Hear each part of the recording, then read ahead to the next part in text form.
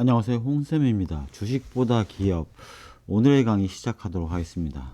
지금 전체적으로 우리가 외부 환경, 산업, 기업, 그 중에 경영관리, 사업, 재무에서 그 사업 부분을 다루고 있습니다.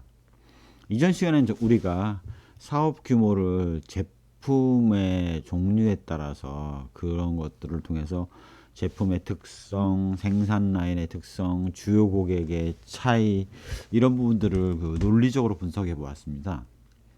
논리적으로 탑다운으로 본 분석에 이어서 이번에는 바텀업으로 해당 기업의 재무제표에서 어떤 식으로 나타나는지의 그 흐름을 파악하려고 합니다.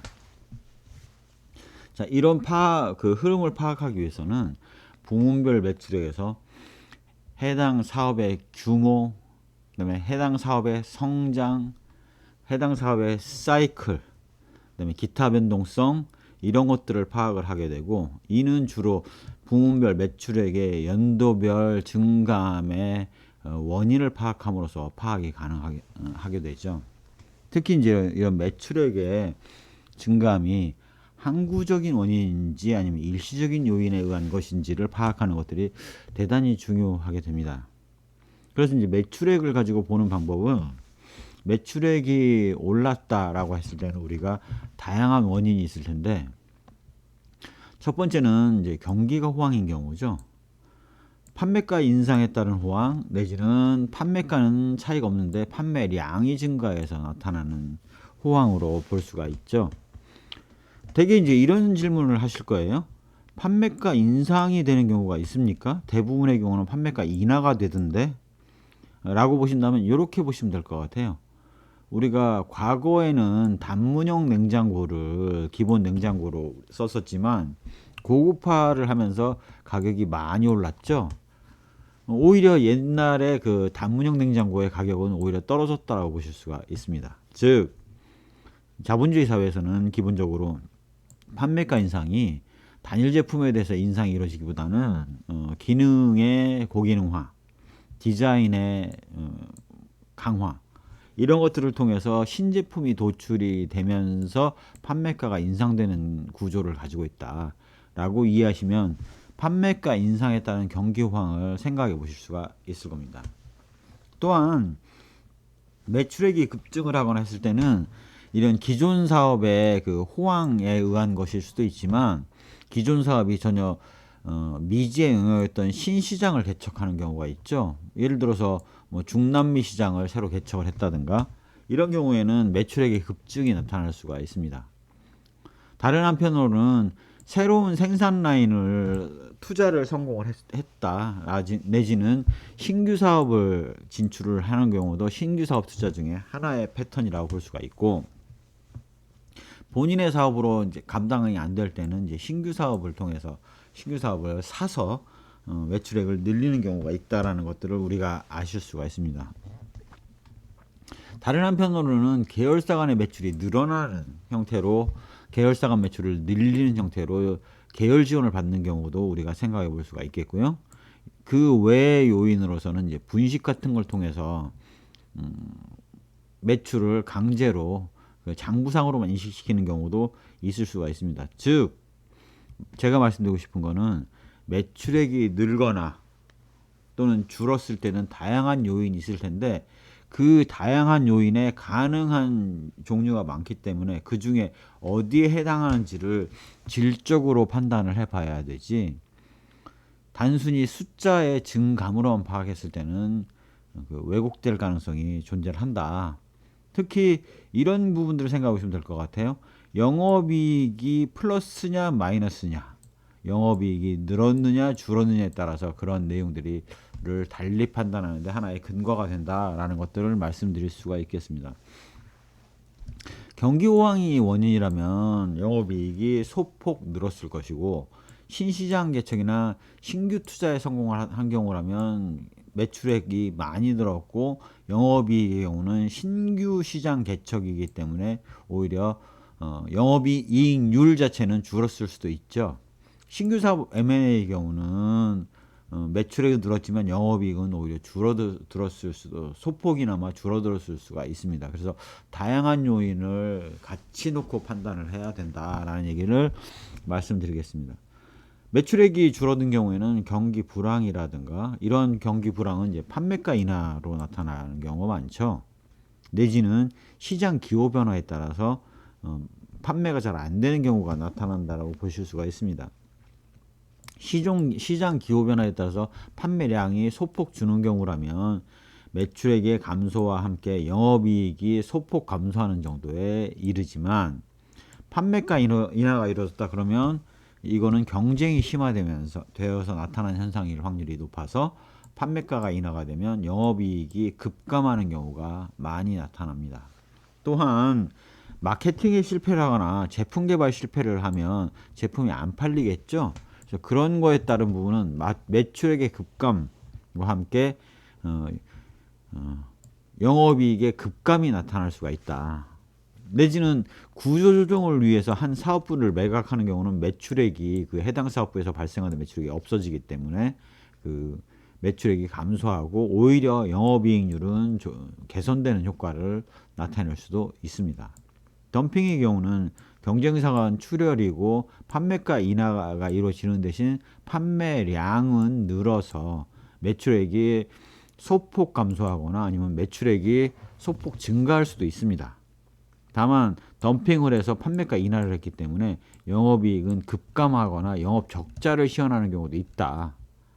거의 뭐 0에 가까운 영업이익률을 시현할 수도 있다라는 것들을 좀 다양한 상황을 생각하셔서 판단해 보시면 논리적인 분석을 통해서 숫자의 의미를 좀 읽는데 좀 도움이 되실 수 있을 겁니다. 이렇게 매출액의 급변동이 발생하면 항상 투자자 입장에서는 조심해야 되는 게, 과연 이 기업이 안정적인 매출을 확보하고 있는 것이냐. 이미 우리가 탑다운 분석을 통해서 제품의 성향, 그다음에 고객의 성향, 구매 과정, 생산 과정, 판매 과정의 그 특색을 통해서 안정적인 사업을 영위할 수 있는 사업인지 아닌지를 우리가 사전에 논리적인 파악을 했지 않습니까? 그 다음에 그러한 것들을 백데이터로서 매출의 내역을 가지고 볼 수가 있겠고요. 만약에 우리가 단순한 그 개인 투자자가 아니라 기관 투자가 내지는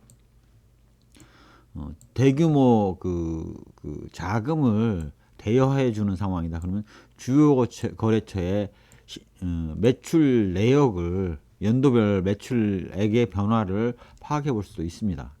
이런 것들을 보게 되면 주요 매출처에서 어디가 거래를 관뒀는지, 그 다음에 어디가 신규로 도출이 되었는지, 이런 것들을 파악할 수가 있고, 만약에 거래처 관계가 끝난 업체가 있다면 그러한 사유 파악을 통해서 매출의 급변동의 내용을 파악할 수가 있겠다라는 것들을 말씀드릴 수가 있겠습니다. 하지만 개인 투자자 입장에서 이제 이런 그 주요 거래처 내역의 변화까지 파악하는 것은 이제 쉽지 않다라는 것들을 말씀을 드립니다. 그 다음에 우리가 볼 수 있는 것들은 부문별 에비타인데요. 기업에 따라서는 어떤 경우 부문별 감가상각비의 정보까지도 제공하는 경우가 있습니다. 물론 우리나라 기업들은 흔하지가 않아요. 하지만 이제 그런 부분들을 알 수 있다면, 우리가 이전에 에비타라는 거의 의미를 총 영업활동 현금에 해당된다, 정상적으로 운전자본이 회수되고 지급한다라는 가정이라면 순수하게 해당 기업에 남는 현금의 총액은 에비타이다 라는 것들을 우리가 알 수가 있었죠. 그래서 부문별 에비타를 안다라는 것들은 부문별로 어디가 돈을 잘 벌고 못 버는지를 알 수가 있겠습니다. 즉 에비타 규모와 매출액 추이만 봐도 우리가 부문별 사업의 방향이라든가 전략, 그 다음에 영업활동 창출력을 알 수가 있죠. 우리가 캐펙스, 즉 자본재 지출의 부문별 내역은 알 수가 없다고 하더라도 기본적으로 에비타 규모가 크다 하면 프리캐시플로 규모가 크다라고 우리가 추산할 수가 있겠습니다. 그래서 그런 것들을 통해서 읽게 되면 부문별 에비타는 단순한 숫자의 증감이 아니라 이런 사업의 전략과 방향의 흐름도 예상할 수가 있는 겁니다. 예를 들자면 안정적인 에비타를 시현하고 있다. 과거 연도부터. 그러면 캐시카우에 해당된다라고 볼 수가 있겠고, 안정 성장을 하고 있는지 아니면 신규 사업 확장을 통해서 캐시플로우를 늘려나가고 있는지, 아니면 신규 사업 투자를 하고 있는지 같은 것도 알 수 있죠. 예를 들어서 기존 사업의 매출액의 증가와 함께 에비타가 늘었다라고 했을 때는 사업 확장이라고 볼 수가 있는 거고, 신규 사업 부분에서의 매출액이 발생하면서 에비타가 늘었다면 신규 사업의 확장이라고 보실 수가 있겠죠. 그다음에 기존 사업의 수익성이 개선되었는지 줄어들고 있는지도 이런 에비타를 가지고 알 수가 있습니다. 또한 영업 적자나 에비타 적자를 시현하는 경우에는 한 개 사업에 있어서 한 해를 가지고 이러한 것들을 정리하진 않죠. 그래서 한 2개년 연속 에비타 적자나 영업 적자를 시현한다 그랬을 때는 한 개 사업 정리를 어떻게 할 것인지에 대해서 파악해 보는 것도 의미 있는 과정이다라고 볼 수가 있습니다. 에비타의 급변동은 영업 변동의 원인을 파악하는 것들이 중요하게 되고, 또한 에비타의 요소 중에 하나가 감가상각비와 무형자산 상각비지 않습니까? 그러면 기존 과거 한 평균 5개년간의 설비 투자의 증감, 즉 유형자산과 무형자산의 증감의 원인을 파악하는 방법도 의미가 있게 됩니다. 또한 감가상각 방법을 회계 처리 방법을 변경했는지에 대한 것도 파악해 보는 것들이 의미가 있다라고 볼 수가 있습니다. 이런 부분들은 감사보고서의 주석사항에 보면 감가상각 방법을 바꿨을 때는 그러한 영향 등에 대해서 자세히 검토한 내용이 있으니까 그런 내용들을 참조해서 보시면 될 것 같아요. 에비타 적자가 지속된다 그랬을 때는 셧다운 가능성, 그 사업 부분을 폐쇄할 가능성을 염두에 둬야 되고, 지속적인 적자를 시현하고 있다면 사업 타당성 검토한 결과가 있는지 이런 것들을 파악을 해봐야 되겠습니다. 부문별 에비타는 부문별 감가상각비와 무형자산상각비를 알 때 나타나는데, 이러한 정보를 제공하지 않는 경우가 많죠. 그래서 부문별 에비타를 구할 수 없는 경우가 있습니다. 그럼 분석을 안 하느냐? 아닙니다. 우리가 그 자본적 지출의 최대값을 감가상각비와 무형자산상각비로 본다면 부문별 영업이익 자체가 캐시플로우보다는 프리캐시플로우보다는 낮은 금액을 나타내고 있다. 그래서 전반적인 수준을 나타내기 때문에 부문별 영업이익을 가지고도 우리가 부문별 에비타에서 읽었던 내용들을 똑같이 읽을 수 있다라는 것들을 알 수가 있습니다. 특히 이제 영업이익의 증가와 감소가 나타나면 해당 영업이익에 따른 영업이익의 규모라든가 원가 비용 구조의 변동치가 있었는지, 그다음에 영업이익의 증감의 원인이 어디에 있었는지, 그다음에 그러한 부분이 일시적인 현상인지 항구적인 현상인지를 구분해서 파악하는 노력이 필요하다고 보실 수가 있습니다. 영업이익의 증감이 나타났을 때는, 변동이 나타났을 때는 당연히 원가 비용 구조를 살펴봐야 되고요. 원가 비용 구조는 손익계산서상에 세부 항목으로 나오진 않지만 연결감사보고서의 주석상에 보시면 재료비, 인건비, 감가상각비, 판매관리비의 연도별 원가 대비의 비중의 차이를 보시면, 내지는 매출액 대비 재료 비율, 매출액 대비 인건 비율, 매출액 대비 감가상각 비율, 매출액 대비 판관 비율의 증감을 살펴보시면 어느 부분에서의 이상치가 발생했는지를 우리가 검토를 할 수가 있게 됩니다. 그런 부분의 원인을 찾아보시면 돼요.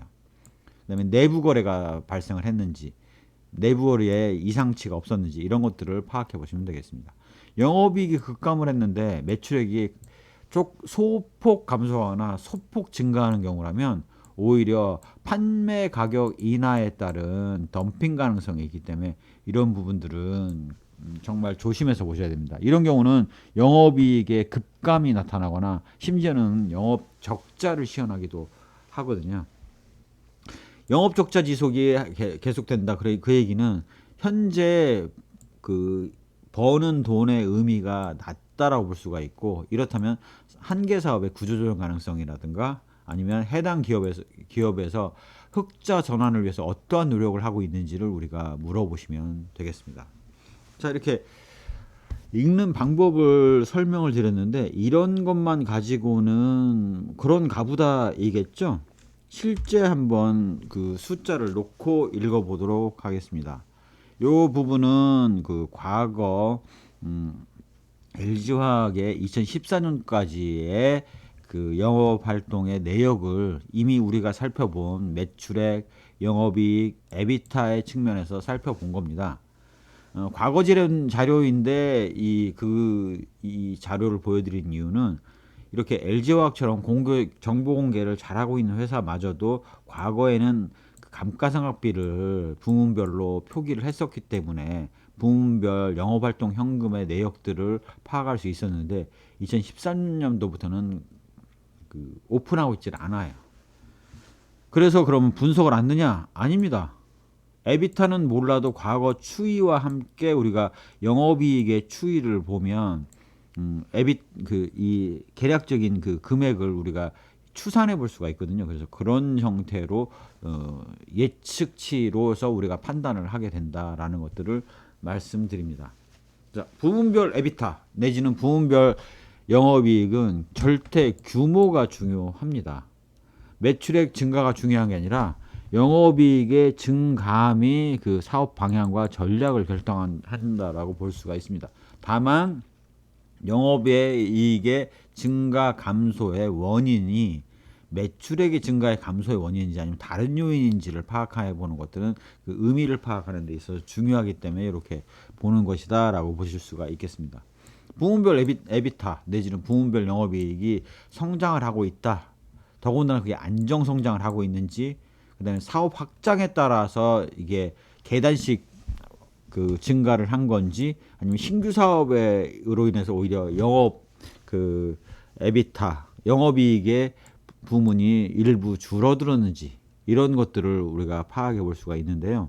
자, 여기서 보시면 석유화학 부분의 영업이익 금액이 변동성이 생기면서 점차 하락하고 있죠. 2012년 이후에 하락을 하고 있습니다.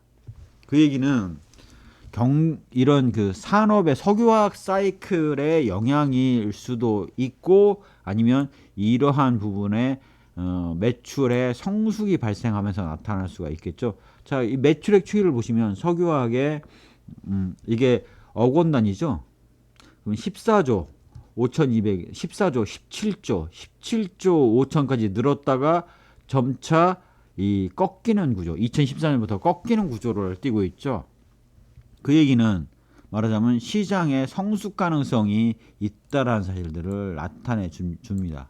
결국 석유화학 부문의 입장에서 본다면 성숙되어가는 시장을 극복하기 위해서 신규 사업을 들어간다든가, 아니면 현금 개선을 어떻게 시킬 것인가 라는 부분, 비용 절감을 통해서 이룰 것인지 아니면 신제품 개발을 통해서 이룰 것인지에 대한 파악이 중요하다고 볼 수가 있습니다. 자, 이런 본원적인 규모 자체가 영업이익 규모가 크고 에비타 규모가 크죠. 그런 면에서 봤을 때 캐시카우는 석유화학 산업이라고 볼 수가 있습니다. 그런데 여기서 보시면 2010년도에는 없었던 전지 사업을 늘려서 시작했죠. 즉 내부적으로는 석유화학 산업의 성숙 가능성에 대한 논의가 진행이 되었을 것이고, 이를 돌파하기 위한 수단으로서 전지 사업을 시작을 했다는 사실들을 우리가 유추해 볼 수 있습니다. 자, 이 전지 사업 쪽의 에비타를 보시면 이미 흑자 전환에서 돈을 벌고 있는 상태죠. 이러한 부분은 IT 사이클에 따른 영향이라고 볼 수도 있겠으나, 이러한 추이를 감안해서 보면 약 2천억 정도의 그 감가상각비와 무형자산상각비가 나오고 있죠. 그러면 여기 유추해서 생각해 보시면 얘도 한 2,600억, 2,900억 정도의 에비타 규모가 나온다라고 우리가 추산할 수가 있습니다. 계략적으로. 기존에 보다 아마 전지에 대한 투입은 매출액이 늘어나는 추이를 봤을 때 더 넣었을 걸로 보여요. 하지만 보수적으로 본다라면 감가상각비를 같은 수준 정도로 놓고 봤을 때로 보면, 추산해서 보면, 즉 전지사업 부분은 이미 정상화가 이미 돼 있는 상태다. 절대 영업이익 금액은 작지만 이미 2천억이라는 엄청난 돈을 벌고 있기 때문에 정보전자 소재 부분에 약 3분의 1 정도 해당되지 않습니까? 그래서 그런 부분들을 우리가 추산해 볼 수가 있어요. 그래서 이렇게 보시면 석유화학 산업 부분의 현금 흐름 개선이 관심사항일 것 같다. 그 다음에 신규 사업이나 사업 확장을 정보전자 소재와 전지 부분에서 지금 확장을 이뤄내고 있구나. 특히 정보전자 소재와 석유화학 산업의 기존의 그 사업 포트폴리오 간의 상관성은 상대적으로 낮다라고 볼 수가 있겠죠. 물론 전지 부분이 가장 상대적인 그 관계가 낮다라고 보겠죠. 그래서 정보전자 소재는 관련 다각화라고 볼 수가 있을 거고, 전지 소재는 전략 산업으로 새로 신규 사업으로 진출한 분야라고 우리가 유추해 볼 수가 있습니다.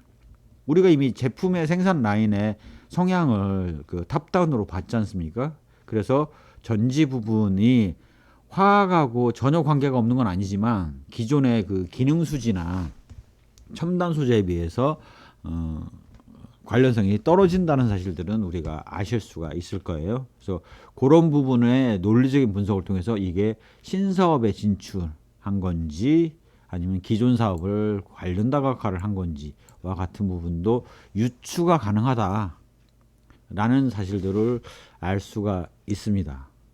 결국 탑다운과 바텀업이 같이 분석이 이루어져야지만이 이러한 재무제표상의 숫자들이 보이지, 그렇지 않았다면 그런 숫자들은 읽을 수가 없다. 또한 이러한 부분이 그러면 얼마나 중요하게 보고 있느냐? 이렇게 2009년 이후 꾸준히 동일한 내용의 엑셀로 해서 데이터를 관리를 하고 있죠. 그래서 그 추이를 지켜보고 있습니다. 그래서 사업 포트폴리오의 내역들을 살펴보고 있는 거죠. 아까 그 PPT 자료가 억 원 단위였는데 여기서는 100만 원 단위이기 때문에 매출액 추이가 14조에서 20조까지 늘어났음을 알 수가 있죠. 여기에서 보시면 17조로 점프업을 시키는 걸 통해서 신제품 개발에 성공을 했다는 사실들을 유추해 볼 수가 있어요. 거기에 따라서 석유화학의 영업이익률이 급증을 했다가 점차 이게 그 시간이 지남에 따라서 그러한 그 경쟁이 심화되면서 점차 떨어져 나가고 있다라는 사실들을 아실 수가 있습니다. 이런 부분은 석유화학 사이클의 흐름의 변화에 따른 것이라는 걸 알 수가 있고요. 이런 부분을 확인해 보기 위해서는 경쟁 기업 한 서너 개 업체의 부문별 매출액을 합산해서 석유화학 추이를, 사이클 추이를 만들어내 봐도 그러한 흐름들을 읽을 수가 있습니다. 2021년의 부분에 있어서는 석유화학 부분에서의 그 점프가 할 수 있는 경상 투자나 수익 그 자본적 지출 이외에도 수익적 지출이 이루어졌을 거라는 사실들을 예상해 볼 수가 있겠죠. 그러다 보니까 영업이익 자체도 이렇게 4조 원으로 급증을 했지 않습니까? 2조, 거의 2배가 됐어요. 그런 부분들을 우리가 유추해 볼 수가 있습니다. 전지 소재, 전지 부분은 LG 에너지 솔루션에서 연결되어 들어와 있는 형태인데 이미 정상화가 돼 있기 때문에 이 시점에서 턴어라운드가 됐기 때문에 지금 2021년을 지나면서 별도 상장을 한 거죠. 첨단 소재 부분의 수익성도 굉장히 올라가고 있으면서 첨단 소재의 매출액도 급증을 하고 있죠. 증가를 했죠. 그런 부분들의 수익성 추이를 살펴보셔도 과거 석유화학만큼의 수익성을 내지는 못하지만 나름 의미 있는 수익성 개선이 이루어지고 있다는 사실들을 아실 수가 있습니다. 무슨 얘기를 하고 있는 것이냐? 탑다운 분석, 바텀업 분석이 결합되었을 때 그 의미를 제대로 읽을 수가 있고 관리적인 의미를 여기서 뽑아내는 거죠. 사업의 매출액이 늘었다, 줄었다, 얼마가 늘었다, 얼마가 줄었다라는 관점이 아니라 과연 앞으로 이 회사에서 사업 포트폴리오를 통해서 영업활동 현금을 창출하기 위해서, 바로 이 에비타를 창출하기 위해서 어느 사업 부분에 더 집중을 할 것인지, 어느 사업 부분에 있어서는 관점을 어떻게 가져갈 것인지에 대해서 예상해 볼 수 있다는 얘기를 말씀을 드리는 겁니다. 자, 이렇게 탑다운과 바텀업에 따른 분석을 제대로 했을 때만이 숫자가 의미가 읽혀요. 자, 제가 설명한 거를 다 빼고 말 그대로 이 도표만 놓고 표만 놓고 한번 읽어보시기 바랍니다. 아무것도 안 읽힐 거예요. 그러면 읽을 수 있는 게 뭐냐? 이미 우리가 앞에서 다뤘던 제품에 대한 구매, 생산, 판매에 대한 부분을 읽을 수 있는 분석 능력을 갖춰야 되고, 그러한 분석 능력은 사업 보고서의 사업 내용에 다 기술이 돼 있다. 그래서 그런 것들을 보고 이 숫자를 봐야지 의미를 읽을 수 있다라는 것들을 좀 자세히 설명을 드렸습니다. 숫자로 뭔가를 파악하겠다라는 생각은 오산이다. 탑다운과 그런 사업 보고서에 나와 있는 내용들, 그 안에 보면 왜 우리가 이런 모습을 보이겠다는 내용들을 다 기술을 하고 있거든요. 그럴 수밖에 없는 이유를 파악을 하고 거기에 따라서 제품의 속성, 그 다음에 구매 생산 판매 과정에서의 그 바게닝 파워, 그 다음에 생산 라인의 특성, 이런 산업 내 소속 기업의 그 특성을 파악을 할 때만이 이러한 흐름을 제대로 읽을 수 있다라는 것들을 좀 말씀을 드리겠습니다. 예, 탑다운과 바텀업으로 지속적으로 관찰하는 것들을 보셨고요. 그다음에 제품에 대한 논리적인 이해는 정성적인 부분이지 않습니까? 그다음에 이제 세무지표상의 부문별 매출액과 부문별 영업이익의 규모를 보시면, 내지는 부문별 에비타의 흐름을 보시면 어떤 전략을 수행하고 있는지를 파악할 수가 있어요. 그래서 그런 부분에 대한 파악이 중요한 것이지, 매출 얼마 늘어서 영업이익 얼마 남았고 여기에다가 펄을 곱하면 얼마고라는 단순 계산은 의미가 별로 없다 라는 것들을 좀 강조해서 설명을 드리겠습니다. 제 강의가 도움이 되셨다면 구독, 좋아요, 알림 설정 부탁드리겠습니다. 감사합니다.